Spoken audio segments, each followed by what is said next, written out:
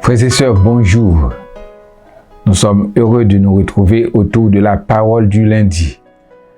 Aujourd'hui, cette parole se trouve dans Philippiens 1er, verset 6.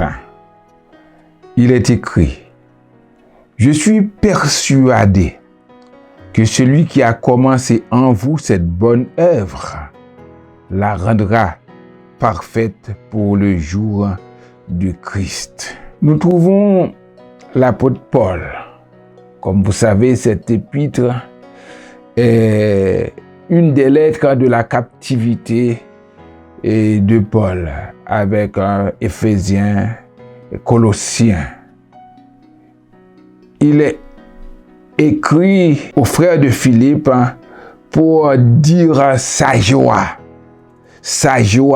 et même pour rendre action de grâce à Dieu pour leur façon de vivre, leur façon de prendre part à l'évangile. Mais ce n'est pas de leur capacité, de leur gré qu'ils agissent ainsi les Philippiens.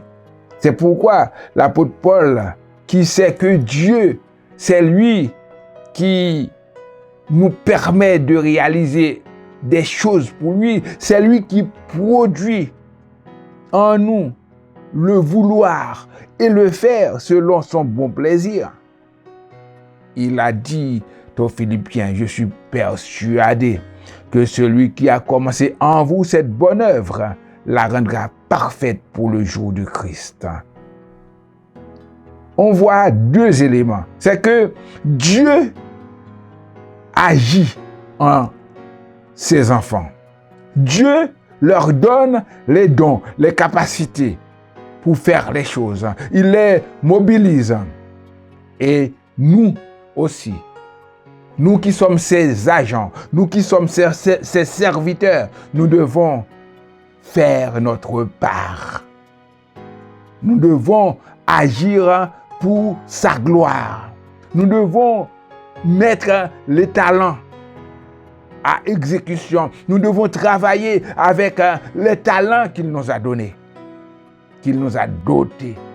Celui qui a commencé cette bonne œuvre en vous. Cela signifie que nous devons chasser tout esprit de paresse, tout esprit de ne rien faire. Nous devons nous mettre au travail. Et Dieu va agir en nous. Il va travailler pour que ce qu'on fait, pour qu'on se perfectionne chaque jour davantage et qu'on atteigne la perfection en Christ, pour le jour du Christ. Alors, frères et sœurs, ne dormons pas sur nos lauriers. Ne croyons pas qu'on a tout atteint, qu'on a tout fait. Mais on doit compter sur le Seigneur et on doit agir pour lui, pour sa gloire. On doit agir pour atteindre la perfection en Christ. Que Dieu vous bénisse.